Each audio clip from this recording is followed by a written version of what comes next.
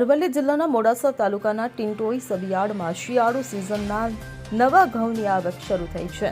ગતરોજ બપોર બાદ પ્રથમ ખેડૂત નવા ઘઉંનો પાક લઈને માર્કેટ યાર્ડમાં આવ્યા હતા. ત્યારે માર્કેટ યાર્ડ સત્તાધીશોની હાજરીમાં વેપારીઓએ ખેડૂતનું તિલક કરી મીઠાઈ ખવડાવીને સ્વાગત કર્યું હતું. ત્યારબાદ ઘઉંની હરાજી યોજવામાં આવી હતી. તો હરાજીમાં વેપારીઓએ ભાવની બોલી અને અંતે ખેડૂતોને મળદીઠ ₹641નો ભાવ મળ્યો હતો. ત્યારે સારો ભાવ મળતા ખેડૂતોના ચહેરા પર ખુશી જોવા મળી હતી. અરવલ્લી જિલ્લામાં આ વર્ષે ખેડૂતોએ ઘઉંનું મોટા પ્રમાણમાં વાવેતર કર્યું છે. પાણીનો સ્ત્રોત પણ સારો હોવાથી પાક સારો થયો છે. શિયાળુ સિઝનની શરૂઆતમાં જે ખેડૂતોએ વાવેતર કર્યું હતું તેમનો પાક હવે તૈયાર થઈ ગયો છે અને માર્કેટ યાર્ડમાં આવવાનું શરૂ થયું છે. Bureau report CN24 news. હવે જુઓ દેશ દુનિયાની તમામ ખબરો તમારી આંગળીના ટેરવે.